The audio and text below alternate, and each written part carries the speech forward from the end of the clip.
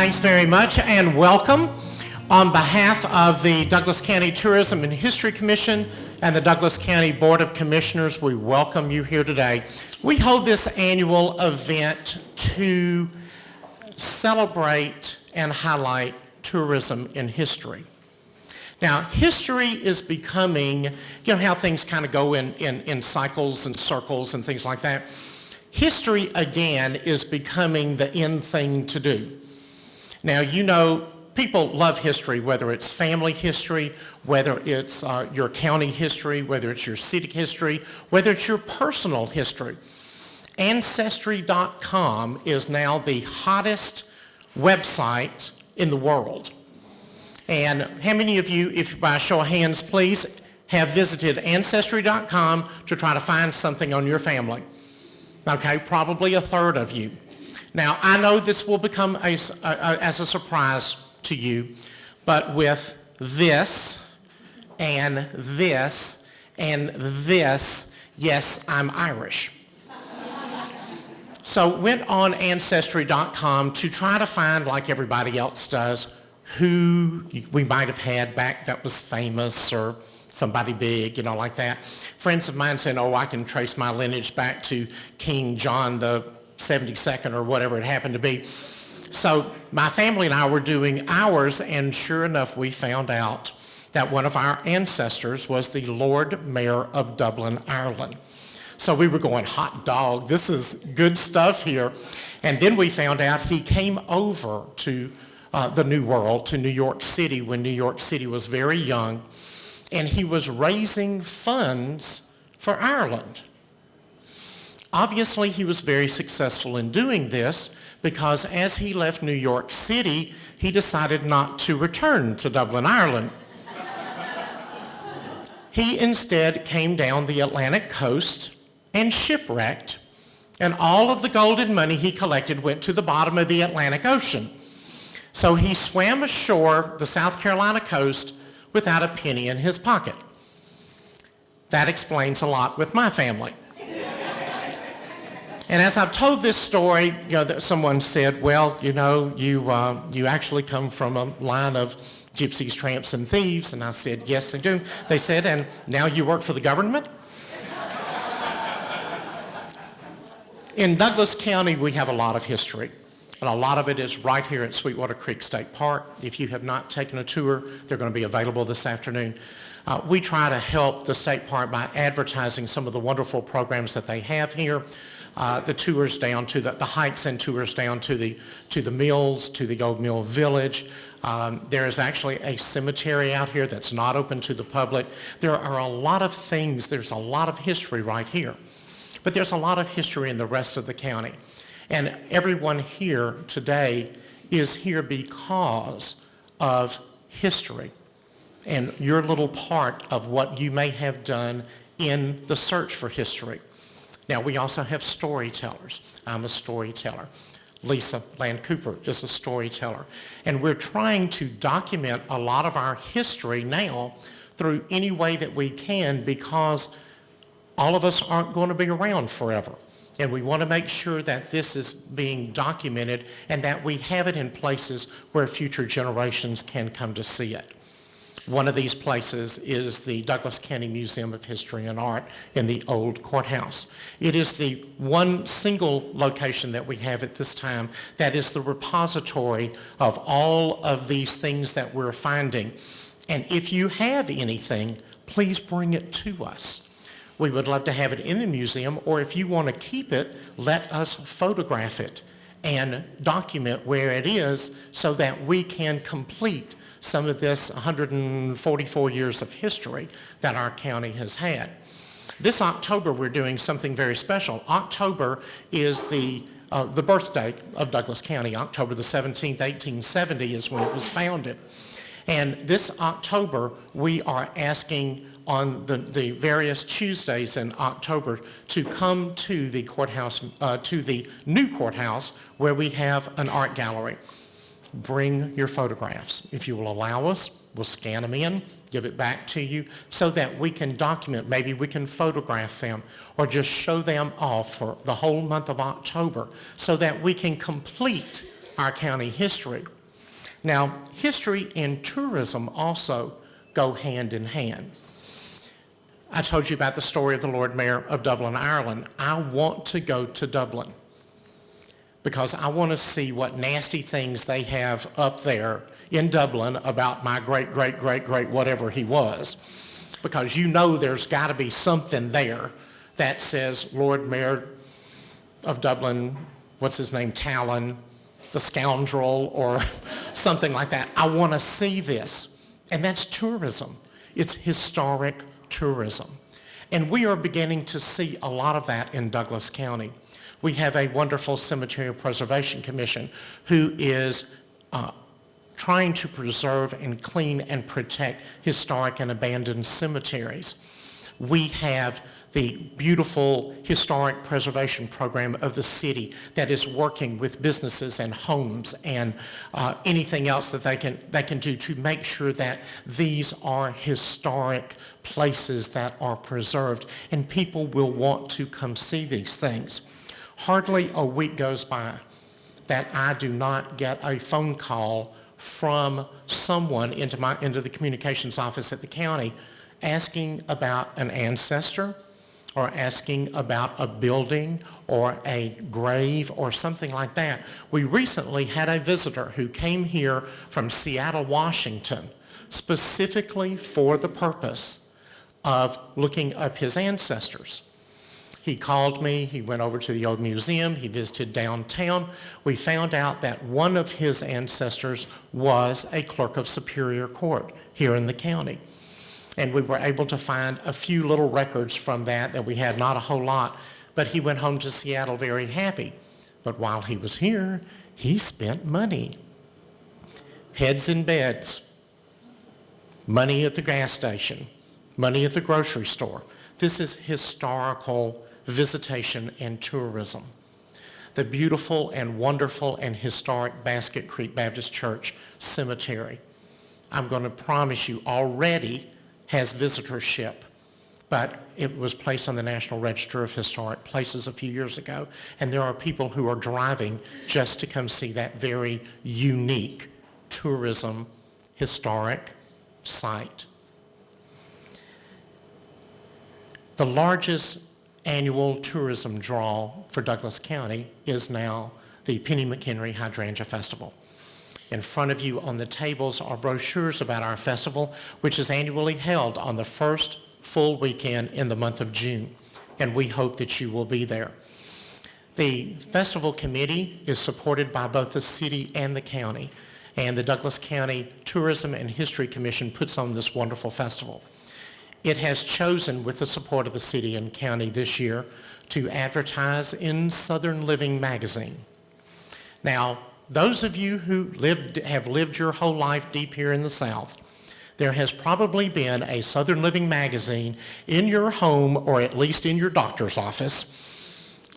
And you know what Southern Living magazine is and how widespread and how it reflects seriously the beauty and the culture of the South.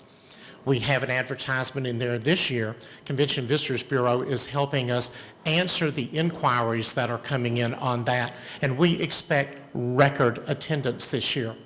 That's tourism, and it is highlighting our beautiful plants, our beautiful gardens, and our local history.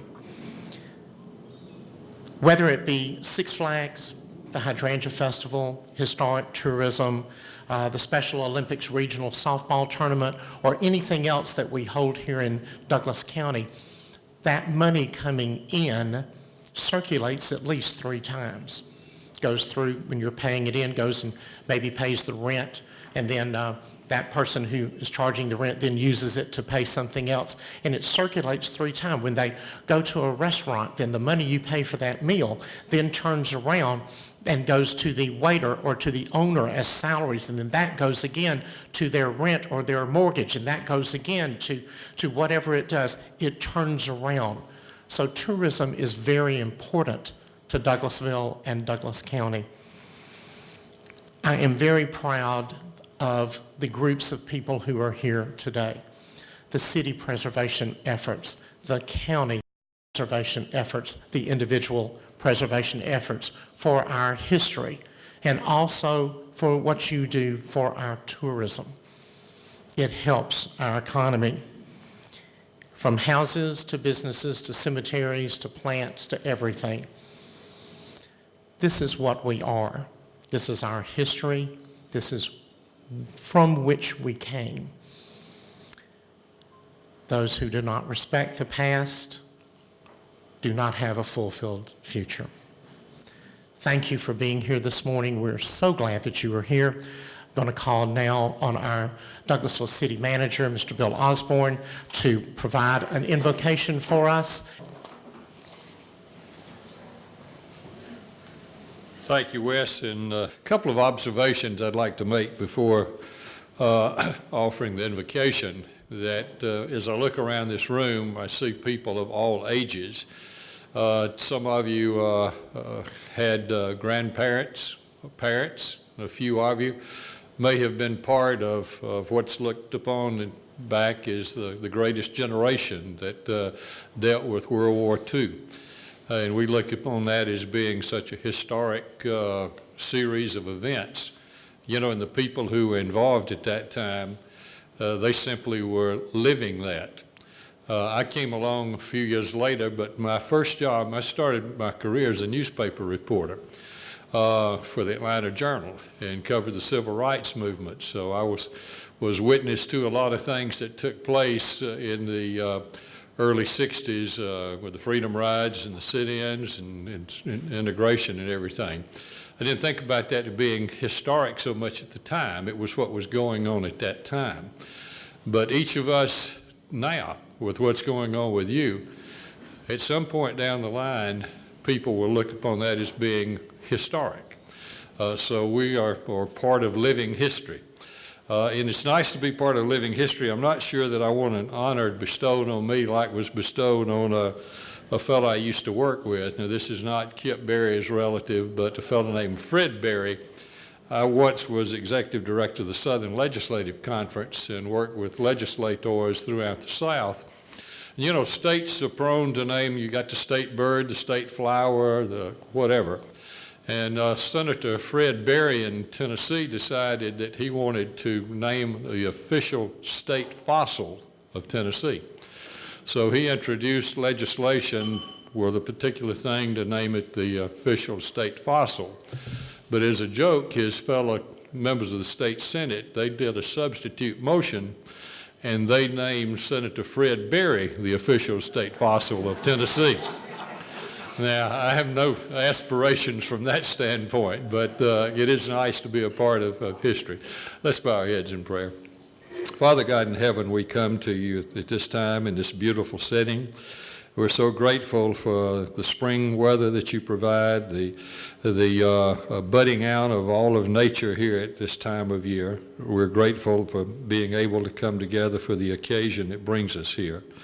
Lord, I just pray a special blessing on each person who's here, each organization represented.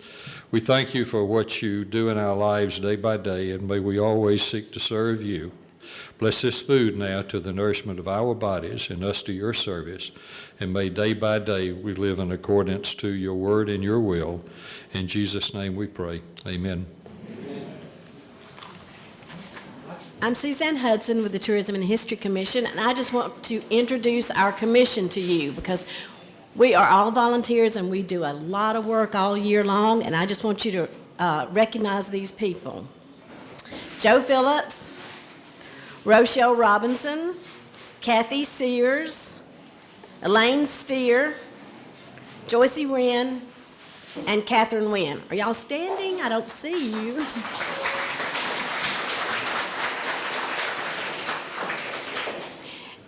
Now I'd like to introduce Marcia Hampton, Assistant City Manager.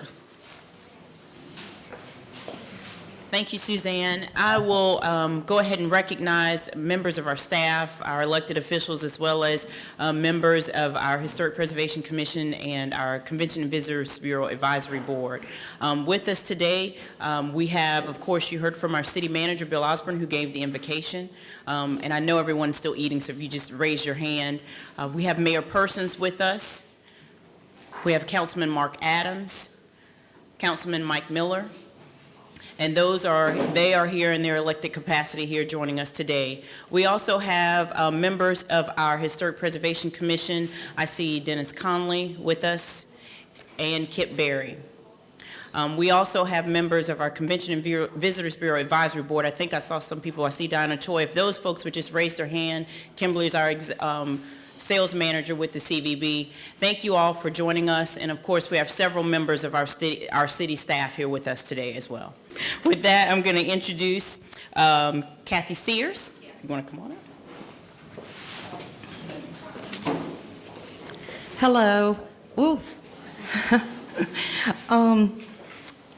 I'm going to be introducing our guest speaker this morning, and to be honest with you, he's a very humble man, and it was hard to get some information from him. But I was intrigued by his history. The journey for our speaker started as a small child passing this park to visit his grandmother. Little did he know that the park would be part of his destiny one day, that he would become an interpretive ranger for 18 years, one who would guide this park to the most visited day-use park in the Georgia State Park System. He went to two of the most distinguished universities in Georgia and decided that it wasn't what he wanted. And he tried his hand at day trading. And he was also a park ranger in Alaska and Wyoming. Then he traveled to Ecuador, where he met his lovely wife, and they have 4 children. He is a man who has truly found his calling and passion. We are blessed to have such a person who passes on our history to visitors every week. I would like to introduce and welcome Don Scarborough, one who helps to bring so much tourism to our county.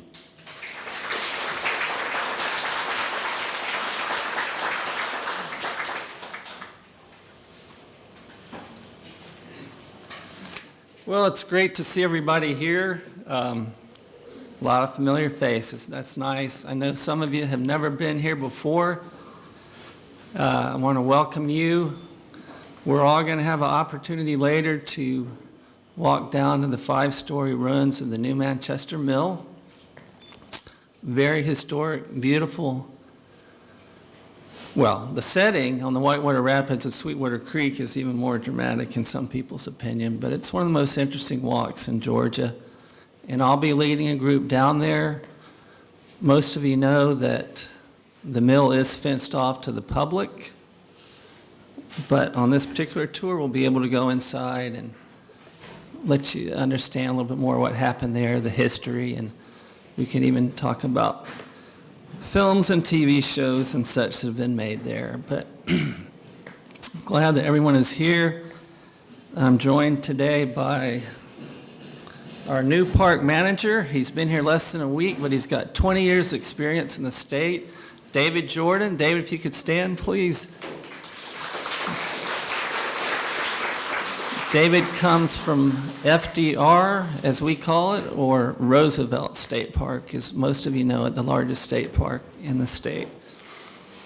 And one of our leading volunteers, my wife Cecilia, is also here today.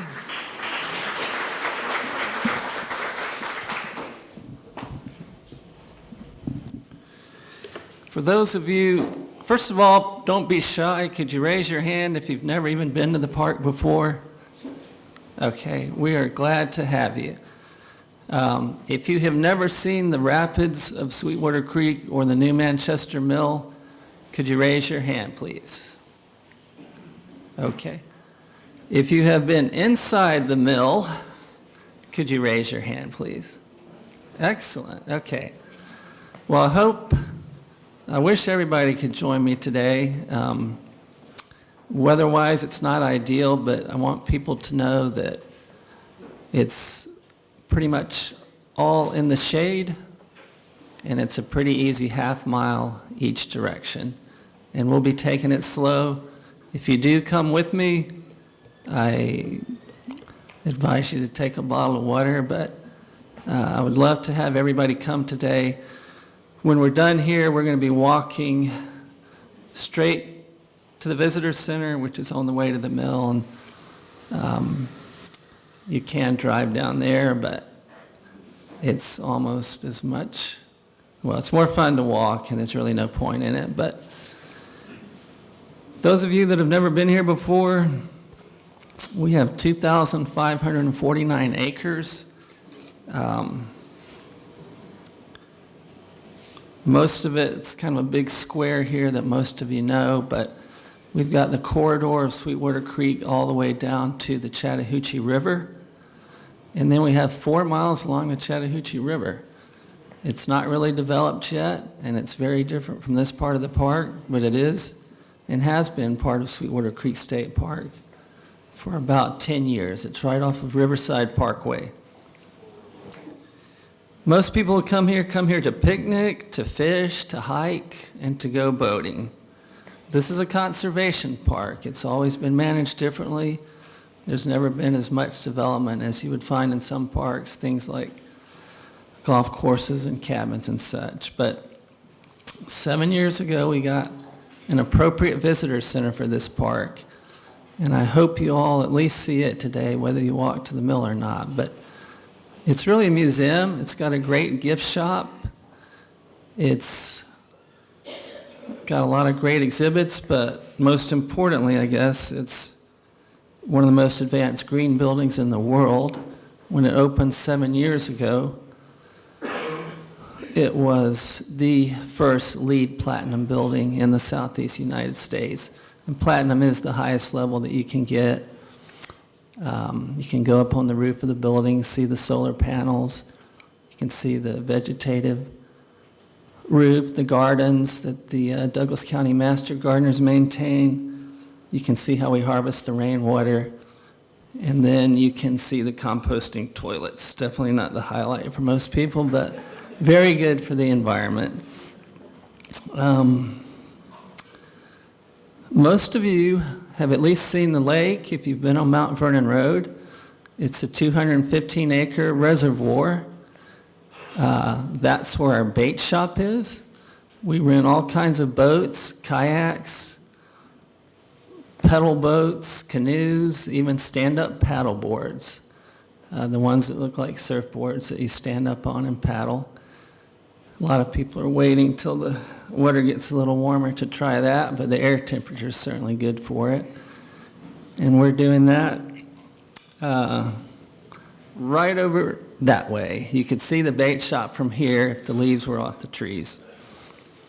We've got 10 miles of trails here. The most well-known being the Red Trail, which goes down to the mill and the rapids, and that's what we'll be taking on the hike.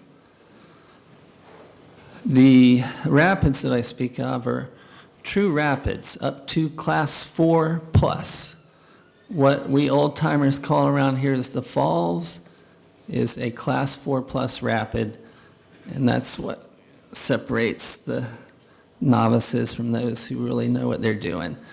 Now, you can only really kayak it. Most of you who've been to the creek know that there's a great deal of rock, and to even call it a creek is a bit of a misnomer because it's up to 400 feet wide in some places. It's even wider than the Chattahoochee that it flows into. But it doesn't carry a whole lot of water. It's not very deep. A lot of you have been down there during a drought and gone rock hopping, is the way we refer to it. It's a sport into itself. Another dangerous but fun sport. We also rent picnic shelters here. We rent this facility, of course. A lot of you have been to family reunions here. But we've got 8 picnic shelters for smaller groups up to 50. And inside the Visitors Center and Museum that I hope you're about to see, there's a conference room that can also be rented out. And as far as tourism, 700,000 people, a little over that, I'm just rounding off here, but it has been documented, visited this park in fiscal year 2013. So that's almost 3/4 of a million. That's enormous. I put a little brochure out there of the programs that we offer. Over 5,000 people have attended those. I'm an interpretive ranger. I don't interpret languages, although I like to do a little bit of that, but I'm just basically interpreting the cultural and historical and natural resources of the park to people. So I'm the one that leads most of the hikes, whether nature or history. Paddling's very popular right now. Our paddling programs take place on the lake and down on the creek, not in the rapids, but in the calm water part. Wanted to tell you a little bit about the history of the mill. It was built from 1847 to 1849. It's really unique, and I think a lot of you know that Hollywood has discovered how beautiful and atmospheric it is. But it was built by enslaved Africans. It was a 5-story brick building. It was a cotton mill. It made Osnaburg cloth, a lot like the shirt that I'm wearing. Some of it was taken into Atlanta in 1864 during the close of the Civil War and made into Confederate soldiers' uniforms. So that was the only justification that General Sherman needed to burn it down, which he did. And then most of the women and children who were working in the mill were taken as prisoners of war.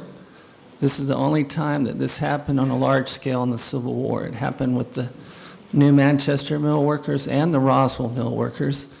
But they were all taken to Marietta. If you know the square in Marietta, it's the north side of the square. The railroad tracks are still there. They were put on trains and sent north all the way to the Ohio River, where they stayed until after the Civil War. And I'll be talking a lot more of that on today's hike, or any history hike that you join on any Saturday. We take you inside the mill.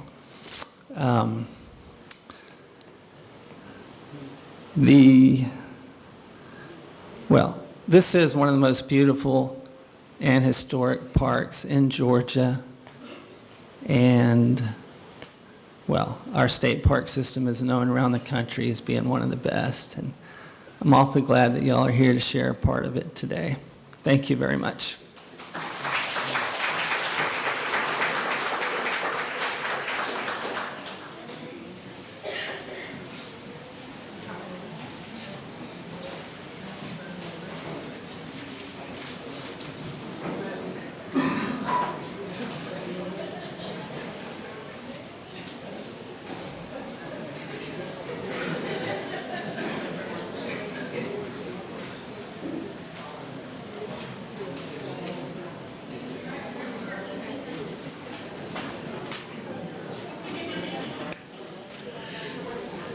My name is Joe Phillips. I serve on the County Commission. The historic property recognition for 2014 is not a nice, big, beautiful house or one of our longtime businesses that have been rehabbed, but it's the eternal resting place protected by the state of Georgia and also the National Register of Historic Places.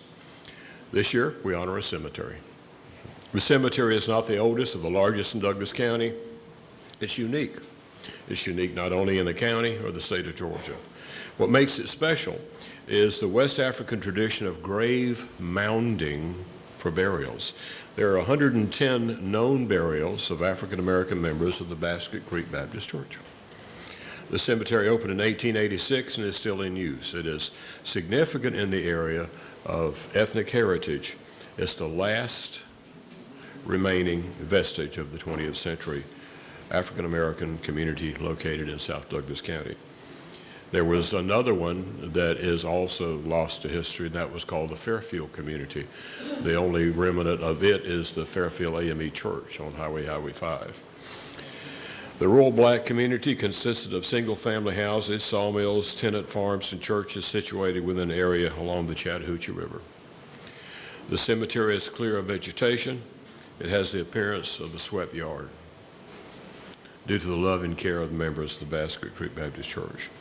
Most of the graves have roughly carved upright stone marks. Most of them lack inscriptions.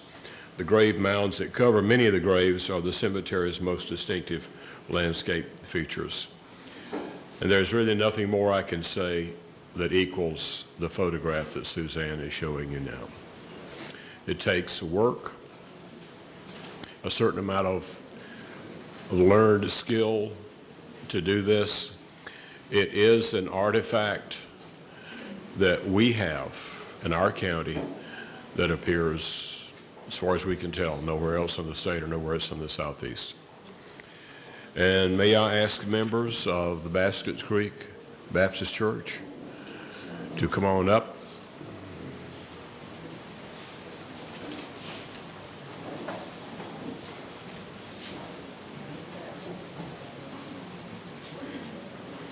Okay, this is my family, this is me, I'm the only member from Basket Creek today. You are. You're the only member from Basket Creek Church. I'm sorry, I don't have my list. Bessie Jackson. Miss Bessie Jackson. I'm presenting to Miss Jackson, on behalf of the Basket Creek Baptist Church, this plaque that they are welcome to display in the way they mostly see fit. It reads, "Historic property designated by the Douglas County Tourism and History Commission." Our congratulations to you. Thank you so much for the work that you have done. And let's go visit that cemetery. Whoa.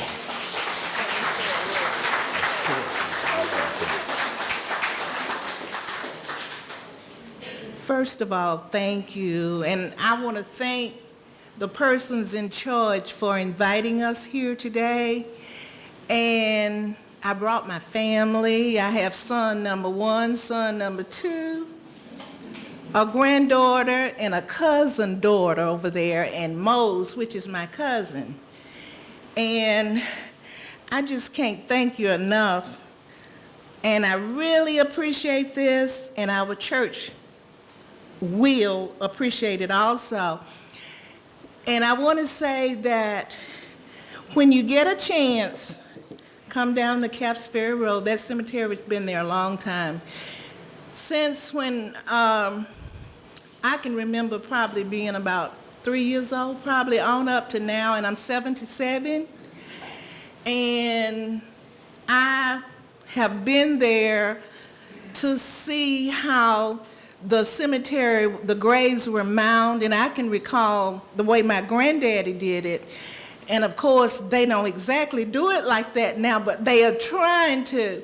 But my granddaddy would always, after they would clean the cemetery, they would pull the soil up, they would take the end of a hoe, and it was a file, you know, like the files the people would use to sharpen stuff.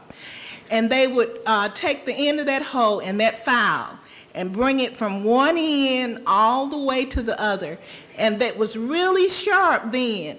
They are trying now. It's not as sharp as it was when my granddaddy, Herschel Inslee, I'm sure nobody in here remembers because Grandpapa's been dead a long time. But he was the glue that held Basket Creek Church together. His family. And I have a booklet that I'm going to give to the Historic Society that has his picture. It has all of his children. All of his children are deceased now except one.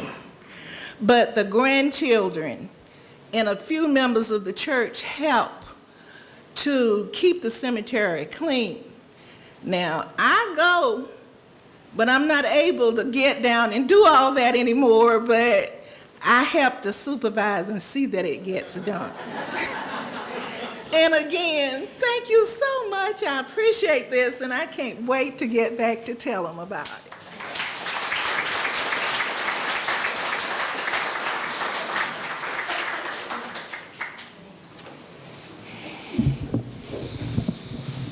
I want to read to you an email. This Thursday will be week number 3 in the McClarty Cemetery. It's still not completely blown out. 2 years worth of leaves covering about 3 acres takes one heck of a lot of blowing. 3 broken markers were repaired with epoxy the first week, and this week they all got reset on their bases. There is one more broken marker that will be repaired this Thursday, and still many unbroken but loose or leaning ones that need to be reset. In addition, there are lots of deeply sunk fieldstone markers that need to be lifted and reset. The whole place needs to be weed whacked, which hasn't started yet. There are 2 downed trees that need cutting into pieces, as well as several small dead trees that need to come down. It looks more like 5 Thursdays instead of 4, and on that 5th one, it needs a very quick blowing out and then spraying all the marble markers with D2. The moral of this story is that we don't ever again want to let a cemetery this large go 26 months between cleaning. Now, think about all of the tasks that I just read. This is what the Douglas County Cemetery Preservation Commission takes on practically every Thursday of the whole year on a completely volunteer basis. The mission of the Douglas County Cemetery Preservation Commission has been to identify all of the grave sites and cemeteries in Douglas County, to make sure that they are registered on maps, and they are on the county map as official cemeteries, to delineate them as much as possible so that our history and their history can be preserved. When the state law prohibits, if your cemetery is identified on an official county map, from being developed, even if it is on private property.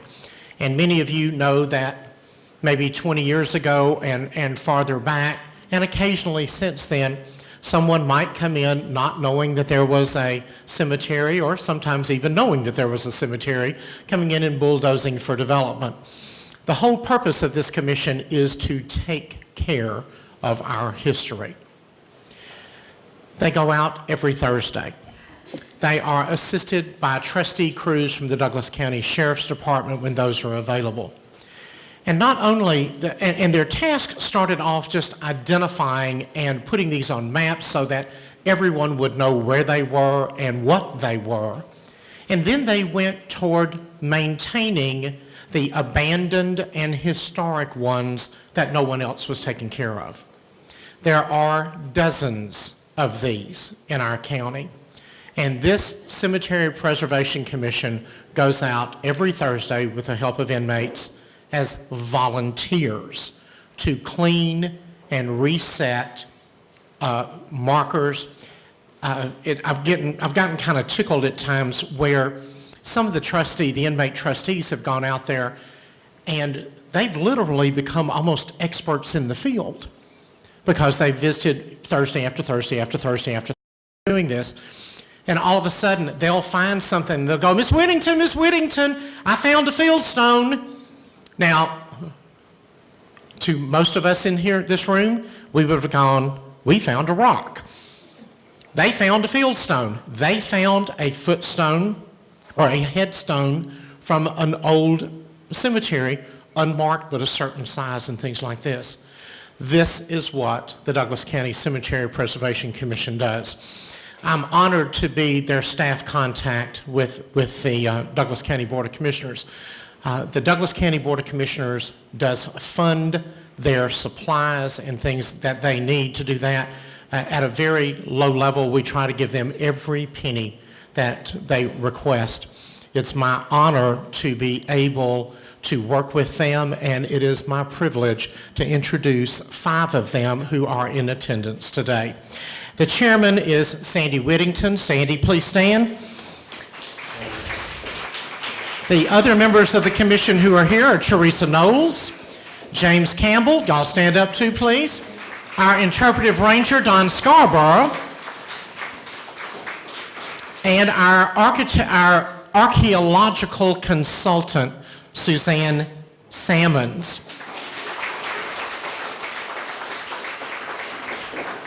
With Basket Creek being honored today, we wanted to take this opportunity to let you know of their service, because these are very quiet people. And I bet you probably less than 10% of the people in this room knew that this work was going on every day. You will see in these abandoned and historic cemeteries now brown signs that identify the names of the cemetery, the dates that the burials occurred, and that they are being overlooked and maintained by the Douglas County Cemetery Preservation Commission and the trustee crews of the Douglas County Sheriff's Department. Guys, you're my friends, and I appreciate, but I wanted to brag on you today, and thank you for your service. Okay, I now introduce a member of our History and Tourism and History Commission, Ms. ELAINE STEERE.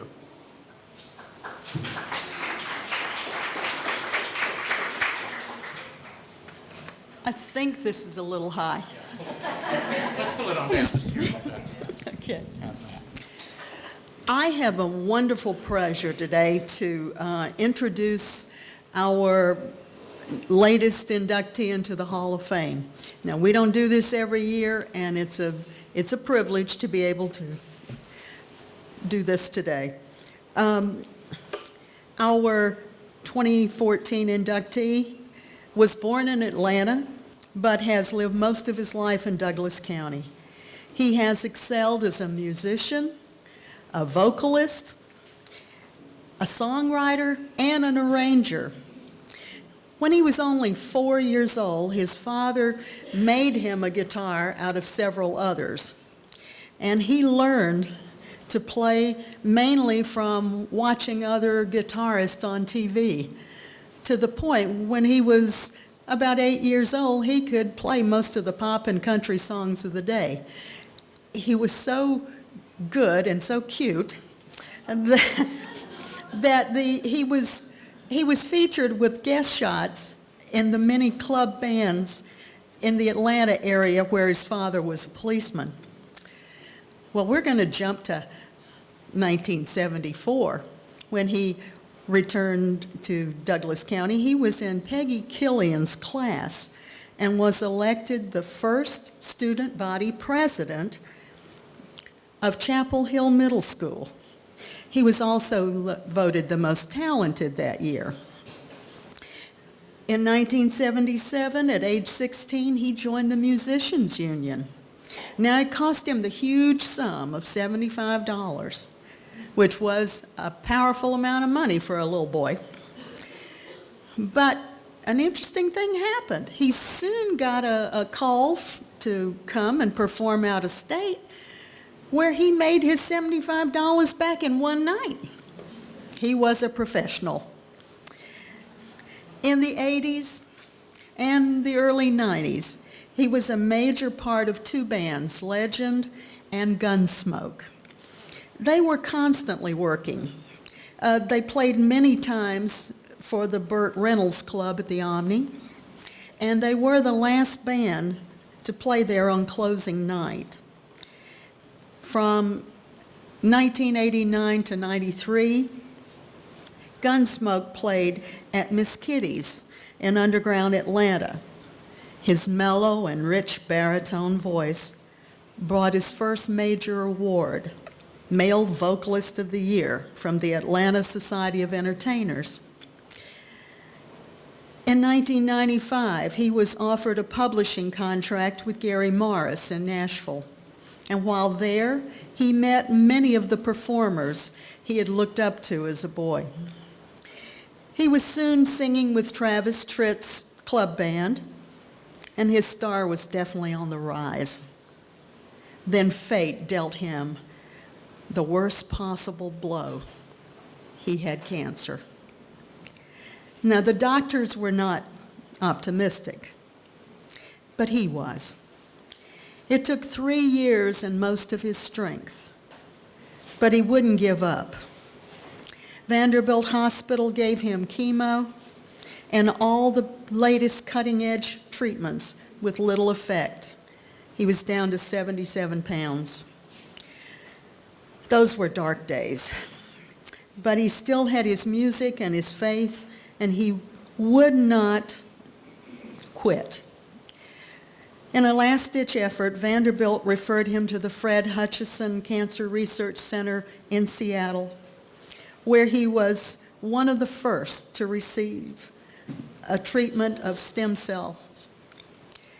He won his fight, and ever since has been available at any opportunity to play at fundraisers for others to beat cancer too.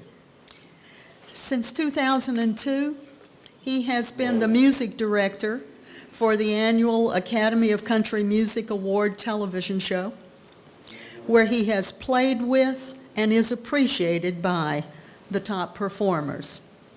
In 2006, he was inducted into the Atlanta Country Music Hall of Fame. In 2007, he won 2 awards. He was honored as Songwriter of the Year for his song, What About Us? And the Georgia Music Industry Association gave him their Visionary Award. In 2008, he earned Club Entertainer of the Year from the Atlanta Society of Entertainers. And to add to all of this, if you need more reason why we honor him today, he's a direct descendant of one of our very first county commissioners back in 1870, William N. McGurk. Please join me in welcoming Mike Brookshire as the 2014 Hall of Fame.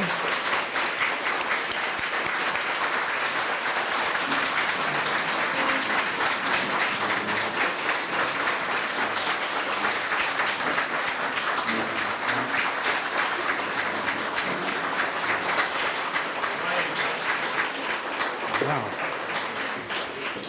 Quite an honor. Thank you so much. I forgot all I've done. I couldn't find this place when we first got here, and I went down to the museum, which is absolutely gorgeous down there. I had to go and ask where this place was.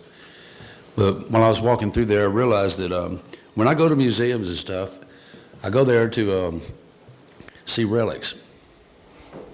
Hey, Wayne, I'm a relic now. Anyway, but this is quite an honor. When I was playing at Miss Kitty's and Underground, the other guys in the band were always on me because I always said, you know, welcome to everybody from Douglas County to Atlanta, to downtown Atlanta and everything. If they could see me now. This is absolutely wonderful. But thank y'all so much. It's an honor and a pleasure. It's just a thrill to be put in the museum.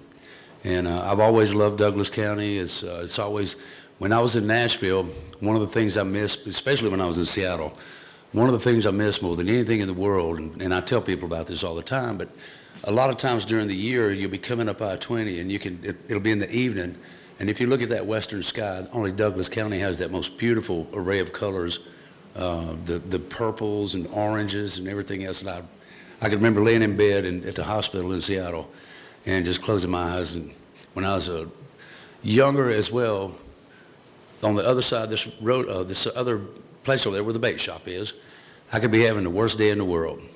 And all I had to do is just grab me a fishing pole and go sit on that dock down there by myself and do a lot of thinking. But like I said, it's a thrill and an honor. Thank y'all so much. If y'all need anything, just let me know. But Pat and Wayne has always been, Pat and Wayne Fulgham, they're here right now. And they've always been a inspiration to me, as well as Janet, and of course my daughter, who is attendant here. She's fixing to have me a third grandbaby. But I love you, darling. Thank y'all so much. If y'all need me for anything, let me know. Thank you very much.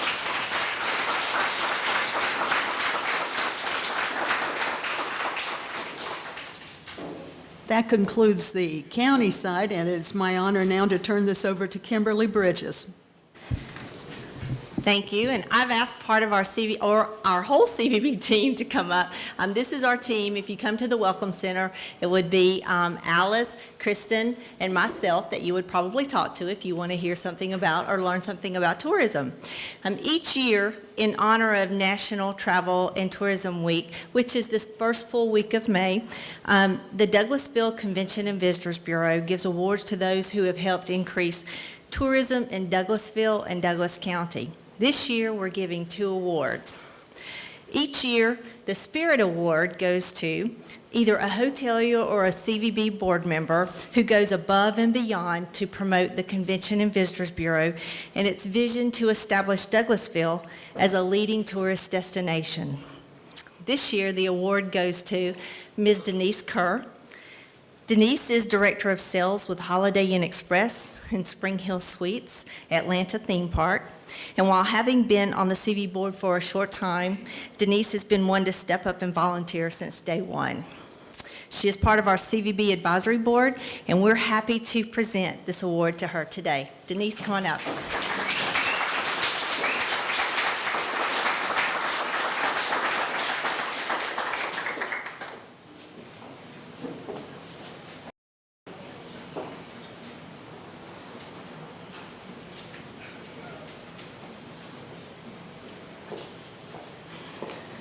Thank you, Kim. It's with great humility that I accept this award. It's great to be in Douglas County, working to promote tourism, and each time that I visit with the Convention Visitors Bureau or a function like this, I learn something more, something interesting. Even Wes was talking about historic tourism, which I'm thinking, that's a great little niche market. I need to do a little bit more research on that.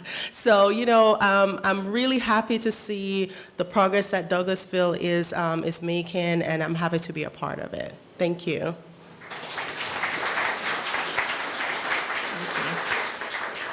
Our next award is Hospitality of the Year Award. And this award is given to someone in the Douglasville hospitality industry who is a leader and shining example in the industry. This year, the award goes to Ms. Devin Smith, Director of Sales with Holiday Inn Express, Atlanta West and Douglasville. Devin and the Holiday Inn Express have been critical to the CVB's success and also a great asset in supporting and sponsoring events in Douglasville and the surrounding area. Since I've been with the CVB, which is a short time, a lot of you may know, I cannot remember a time when a group request is sent out that I do not get an immediate response from Devin, whether she is at work or not at work. Even if it's on her day off, she tells me, I'm on it, I got it. So she gets the information and answer to me immediately. She is part of our CVB advisory board, and we're happy to present this award to her today. Ms. Devin Smith.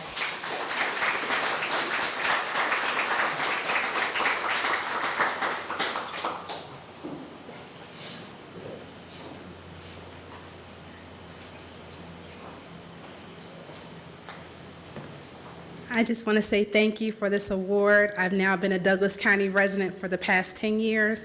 I love this community, and I will continue to work hard to bring more business here. Thank you. And that concludes our part of the program for the tourism segment.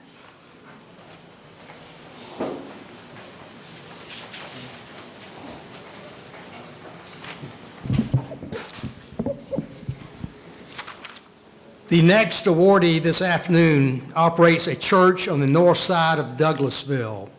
It is one of the many African American churches in our community that we are proud to have here in Douglas County, in Douglasville. This reception existence dates back over 132 years in this community. In 1882, the then trustees of the church purchased the small portion of the present tract of land from Joseph S. James for $5. Prior to this, the services were held in the homes of trustees. In 1889, the church was formally organized. In 1918, additional land was acquired to make up the present site of the church. In 1949 and 1955, the building was renovated to meet the demands of the growing membership of the congregation. In 1971, the church had to be reconstructed, their building, and which has been maintained to this very day. We are proud to have our presentation award go to the St. James AME Church located 8310 Elm Street in Douglasville.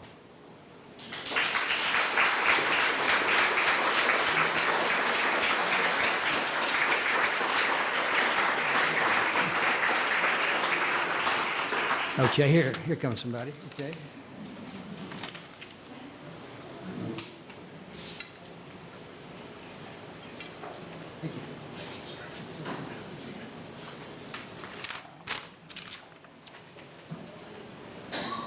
Amen. Thank you for this recognition.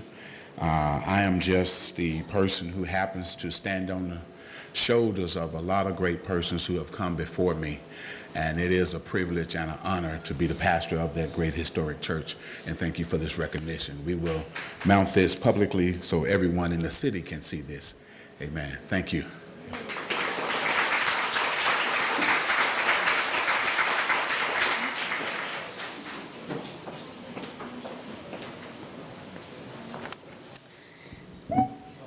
The next awardee operates a business 2 blocks north of the historic district. This location is one of many locations operated by this well-known establishment in Georgia. We are proud to have a local chapel here in Douglasville. This building was built in 1885 as one of the 3 African-American Methodist churches in Douglasville. In 1965, the Methodist Church became known as the United Methodist Church. On June 2nd, 1968, the church was renamed in honor of Bishop Charles Franklin Golden, who was the resident bishop of the Georgia Conference of Black Methodist Churches. In 2002, Golden United Methodist Church vacated the building for a new sanctuary on Forest Avenue. In 2006, the building was converted into a funeral home chapel. This business gives back to the community through its annual event in Wortham Park. It has grown steadily over the past 8 years. We are proud to have this award go to Willie A. Watkins Funeral Home, Douglasville Chapel, located at 8312 Dallas Highway.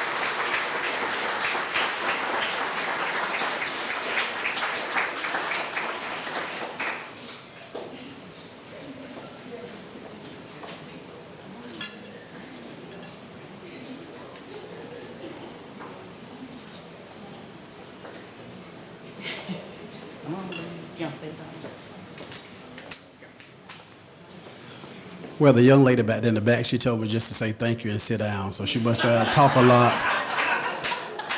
That's exactly what Miss Addie said. But we do appreciate this right here. It means a lot. We try to make a difference, and I hope and pray that we have made a difference in the community. We're working hard at it. We thank you so much. Right.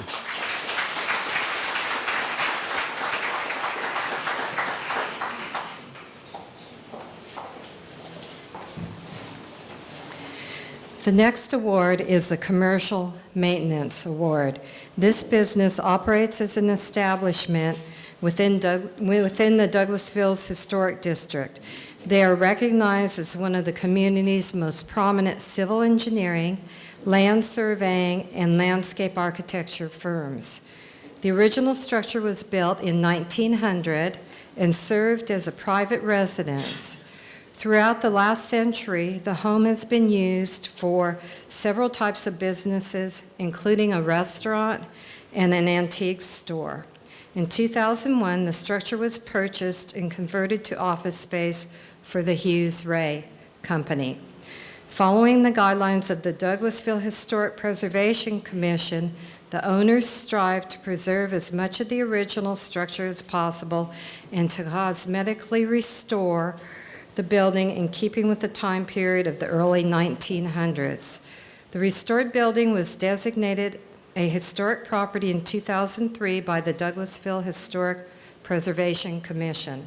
Today it serves as the headquarters of the Hughes Ray Company, a civil engineering, land surveying, and landscape architecture firm. We are proud to have our Commercial Maintenance Award go to the Hughes Ray Company located at 6554 Church Street in historic downtown Douglasville.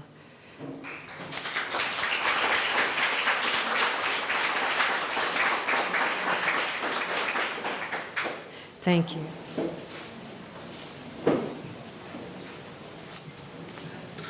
I'm very honored to make this presentation, but prior to that, I would like to take a survey. How many of you have lived in Douglas County 50 years or more? 60 years or more? 70 years or more?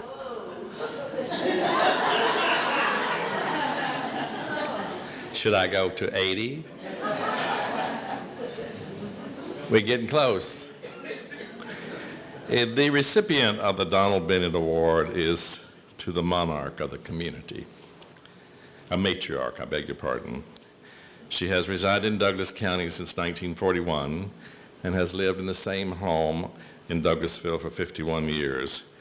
She's an honorary appointee of the Douglas County Historic Preservation and the Douglas County Tourism and History Commission. She's an active member of the Douglas County Chamber of Commerce.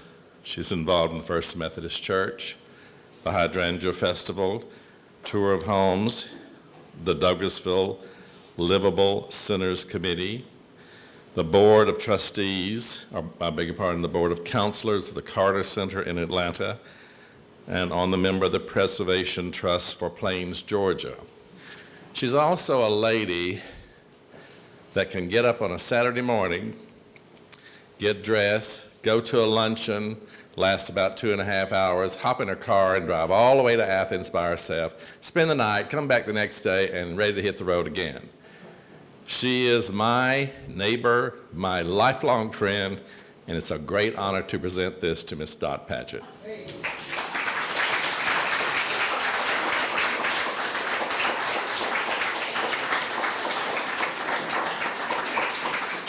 She also has had both hips replaced and can still dance a jig really good.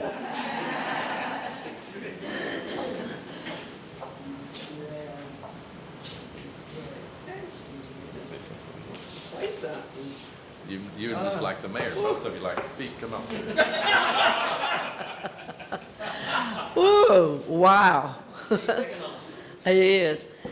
Now, this is not fair. I think you all let everybody else know about an award but me. But you knew I would be here. Didn't you, Suzanne? Because I've been to every one. I just hope I don't do something to embarrass my granddaughter, Amy, who works for the city. And thank you. This, of course, Donald Bennett was my twin brother. And he was our strongest opposition when we had our historic commission until he finally figured out that we were doing something good along with the city council and the zoning board. So then he started working with them, and it worked beautifully then. Your Museum of History and Art is so aptly. Y'all didn't give me time to make a speech. You didn't, and I know that's the reason you didn't tell me. But I'm going to say something. Douglas County and Douglasville is unique. And I'm glad to be a part of the uniqueness. And we have always had a history of preservation. We've always had a history of art, history of education. We've had a history of churches in our county. And thank you all. I really am overwhelmed, y'all. I really am. Thank you so much. Thank you. But you're not the fossil of the county. Oh.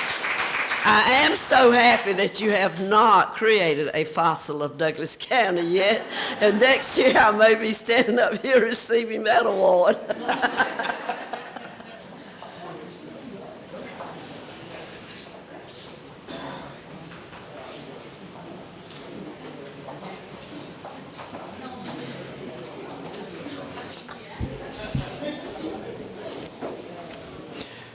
And don't panic just because I brought a notebook up here. Doesn't mean I'm going to say that much. And where's Miss Addie? Greg, she did speak to me when I got here, but she didn't tell me to shut up or say thank you and sit down. So I am going to take just a brief minute. But Mr. Conley made a comment that Ms. Paget and I both like to speak. And he is correct on that. And for those of you that have heard me, God bless you. And those of you that have had the good fortune to not hear me, I do like to. But if you notice when I'm speaking, and I'm speaking about Douglasville and Douglas County, because I am passionate about it. I'm very excited about the community that I live in and that I've been fortunate enough to be a part of for the better part of 36 years. I can't say that I've been here over 70 like some, but this thing with history and historic preservation, what is it? Is it important? It's just a bunch of old people talking about and trying to save a bunch of old things. So what's the big deal? What does it matter? Why is it important? Or is it important? Who cares? I mean, really, when you get it right down to it, it's a bunch of old people, as a general rule, trying to save a bunch of old things. So what's the big deal? Why is it important? Who cares? And does anybody care? Yeah, they do care. One of our founding fathers many years ago said, show me how a community takes care of its dead and its poor, and I'll show you a lot about a community and how they'll take care of those that are still there. So you say, why is that important?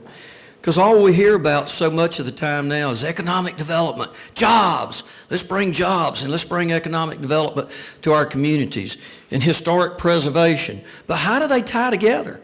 Or do they? Oh, you bet they are important, and they do tie together. I was in a meeting here not too long ago, and we were talking about economic development and bringing businesses and jobs to the community.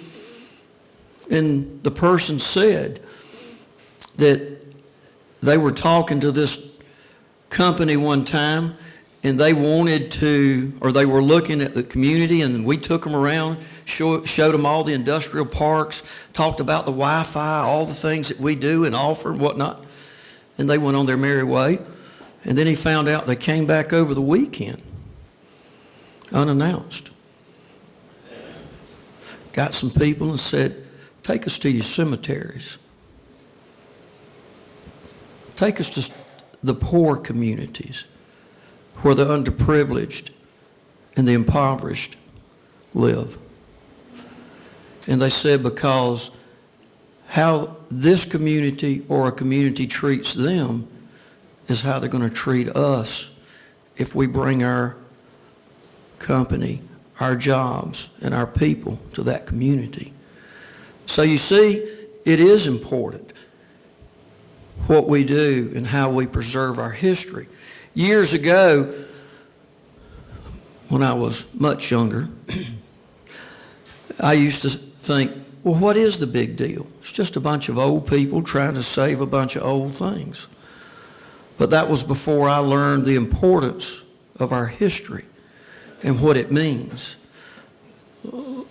Dear lady that was an aunt and a matriarch of our family for years tried to impress upon me the importance of our lineage and what it meant and how important it was that in our family somebody had fought in every conflict that this country has had since the American Revolution. I thought, so? What's the big deal? And she tried to talk to us or tell us about where our family came from and what we'd done and what we'd accomplished. And as a youth, I thought, what's the big deal? But as I got older, I started to realize the importance of history and preservation. Because you see, that speaks volumes about where you've come from and what's gotten us to where we are today. And that brings us to where we are today and where are we going tomorrow? Saw my good friend Pastor Hale came up here and received the award for St. James AME. I believe it is the oldest church in our community. Then I saw my friend Greg Urshery come up and accept the recognition for Willie Watkins for the preservation and restoration of the old Golden United Methodist Church. And you say, well, why is that important? What does that matter? It speaks volumes, because you see, that's our heritage, that's our history, that's who we were, but it also speaks volumes about who we are. But then more importantly then is where are we going? Because you see, that's what now is important, because that's what we have control over, is now and where we go from here. See, it's important that we preserve that history and that legacy that's been left to us, but it's up to us as to what we do with it and where we go with it moving forward. When I first got elected, not as mayor, but on the city council 25 years ago, a young lady approached me, said, I want to take you on a tour of Douglasville. And I say young lady, that was 25 years ago. She's still a young lady. I won't mention her name, but I'll give you a few hints in a minute. She loaded me up, and at that time she could drive back then as well as she can now, Mr. Connolly. She loaded me up, but back then she had an old, well, it wasn't an old at that time, big old Lincoln Town car, loaded me up and proceeded to take me on a tour of Douglasville, and pointed out all the stores and the history and then she even took me up to Austell to point out some things. But she started to help me have an understanding of Douglasville and Douglas County and the rich heritage that we have and that we should be proud of. Then I got elected, and you can wonder who the young lady was, but if you're not sure by now, I'll tell you later on. But then I got elected mayor, and another young lady said, have you seen our museum? Yeah, I've seen it. I've ridden by it 1,000 times. Well, have you been in it? Well, no, can't say that I have. And I went in it, and I was astounded by what I saw. I knew, well, by now, it's 2.5 years ago, by now I know about our heritage. I know about our history. I've studied it. I've run the cemeteries downtown. And Ranger Scarborough mentioned the park here. I've run this park. And when he talks about the half-mile each way down and up those steps to the old mill, I've run those. I've run that creek. I've run all out through this park. And it is a beautiful, beautiful place. But it's a part of our heritage. It's part of our history. And we should be proud of it, and we should preserve it. But that young lady took me through that museum and showed me the history and the preservation that it had. And then, probably a year into me being mayor, another lady, we'll back up. The first one's Miss Dot Paget. The next one's Miss Suzanne Hudson. And another lady that's helping us preserve our history by writing articles that are rich in the history of Douglasville and Douglas County. Showed me an article one day that she wrote, and it talked about an article in the Atlanta Journal-Constitution over 124 years ago. And if you haven't read the article, get a copy of it and read it, because it's fascinating, because it talks about promoting the community. 124 years ago, when anybody know what the population was then? And Ms. Cooper, you can't say. 1,200. 1,200 people. And they talked about the berries and the lack of mosquitoes and the abundant rainfall and the summers. And the article even went on to say, and we even welcome those newcomers from up north. So what's changed? You know, not a whole lot, really. 124 years later, except we're preserving that history. And we talk about different things. The names are different. And when as I get ready to close, what I would challenge you with is, what will they say about us 124 years from now? When somebody like Miss Cooper is writing, talking about what they said about Douglasville and Douglas County, when the city had 35,000 people and the county had 135,000, when then it's, who knows what it'll be. But what have we done today to preserve what was and what is now for the future generations to come? So in closing, I challenge you. First of all, I applaud you for being a part of recognizing the rich and abundant history that we have. And Mr. Conley, you're right. I do like to talk and I do like to speak, but it's because I'm passionate, as each and every one of you are, about our city and our county and that history that we have. Because you see, it really is rich and it really is abundant.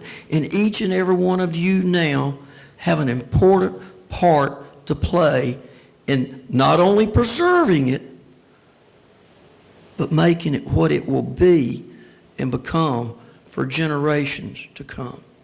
So in closing, I challenge you, continue to be excited about Douglasville, Douglas County, and our rich heritage. Continue to preserve it, and then to pass on that legacy that came 144 years before us when they created Douglas County, and then 5 years later when the city itself was founded.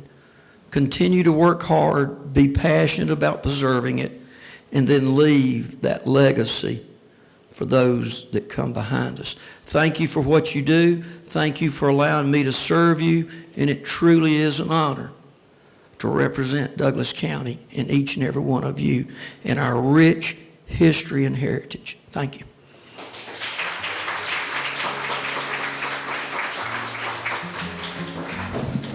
Thank you for everything today, and I hope you'll stay and go on the tour to the mill, because it's very, very exciting. And we'll just meet out in the parking lot with a group to walk with Mr. Scarborough. Thank you again.